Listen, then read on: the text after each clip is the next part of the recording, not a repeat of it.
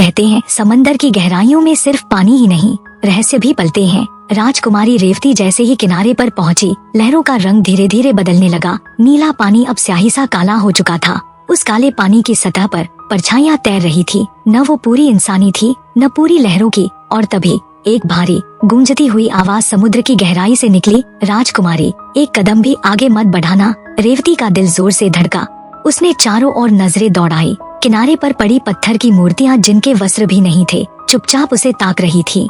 वो मूर्तियां जो कभी इंसान थी, योद्धा, यात्री, सपने देखने वाले, पर अब बस बेजान पत्थर। आवाज फिर गूंजी, अगर आगे जाना चाहती हो तो मेरे 2 प्रश्नों का उत्तर देना होगा। एक भी उत्तर गलत हुआ तो तुम भी इन नंगे पत्थरों में बदल जाओगी, सदैव के लिए। रेवती का गला सूख गया। उसने कांपते हुए भी कहा, नहीं, मैं पीछे नहीं लौटूंगी, पूछो अपने प्रश्न। लेकिन अचानक रेवती को लगा उस मूर्ति के भीतर से किसी ने फुसफुसाकर कहा, मत करना ये गलती राजकुमारी। कोई भी नहीं जीत पाया। रेवती की आंखों में डर तो था, पर हार मानने का इरादा नहीं।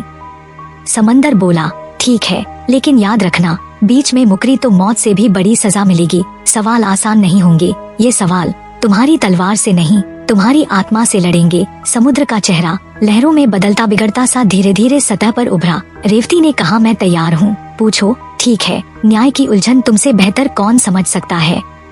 पहला सवाल। रेवती, ध्यान से सुनो। बहुत समय पहले एक गांव में 2 भाई, एक गरीब जो दिन रात मेहनत करता लेकिन फिर भी पेट भरने को अन्न न जुटा पाता, और दूसरा अमीर जिसके खलिहान अनाज से भरे रहते, जिसकी हवेली की दीवारें ऊंची और मजबूत थीं, पर दिल शायद उतना बड़ा नहीं था। गरीब भाई की पत्नी थकी हुई आंखों के साथ रसोई में खाली बर्तन देखती, बच्चे भूख से रोते। वो हिम्मत जुटाकर अपने पति से कहती, जाकर अपने भाई से थोड़ी मदद मांग लो, शायद बच्चों का पेट भर जाए।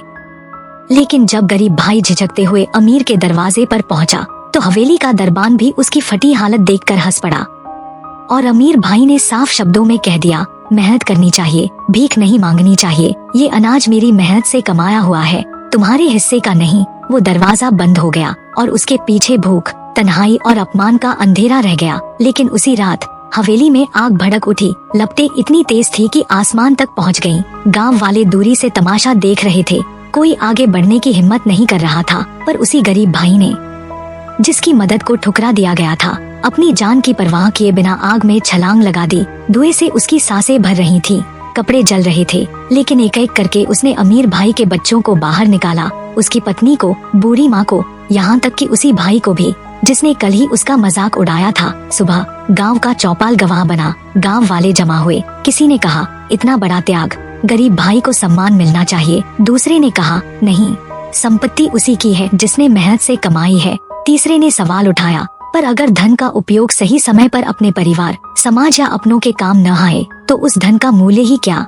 पंचायत घंटों तक बहस करती रही। समुद्र ने गूंजते हुए कहा, रेवती, तुम बताओ, क्या गरीब भाई को अमीर का धन मिलना चाहिए, या अमीर वही सब रखे और सिर्फ आभार जताए? रेवती की सांसें तेज हो गईं। उसने लहरों को देखा। हर लहर जैसे अलग जवाब दे रही थी। उसके मन में द्वंद्व था। समुद्र मुस्कुराकर बोला, तो बताओ, अगर तुम्हें ये निर्णय करना होता तो तुम किसे सही मानते? त्याग करने वाले भाई को सब कुछ, या मेहनत करने वाले भाई को उसका अधिकार? रेवती आंखें बंद करती है। उसके भीतर 2 आवाजें लड़ रही हैं। पहली आवाज कहती है, न्याय कठोर होना चाहिए, जो मेहनत करता है उसे ही फल मिलना चाहिए, दया करना कमजोरी है। दूसरी आवाज फुसफुसाती है, न्याय सिर्फ कानून नहीं है, न्याय वह है जिसमें दिल भी संतुष्ट हो। रेवती गहरी सांस लेती है। दृढ़ स्वर में समुद्र से कहती है, अमीर भाई को उसका धन मिलना चाहिए, लेकिन उसके धन के साथ उसका धर्म भी जुड़ा है। उसे जीवन भर अपने गरीब भाई और उसके परिवार का पालन करना होगा, ताकि मेहनत की गरिमा भी बनी रहे और इंसानियत भी न मिटे।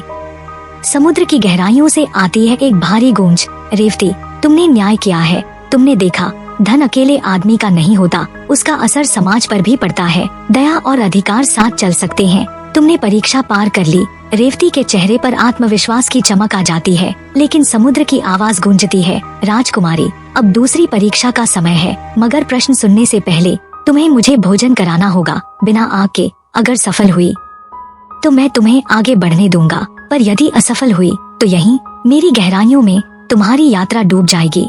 रेवती चौंक गई। समुद्र को भोजन, और वह भी बिना आग के, कैसे संभव है?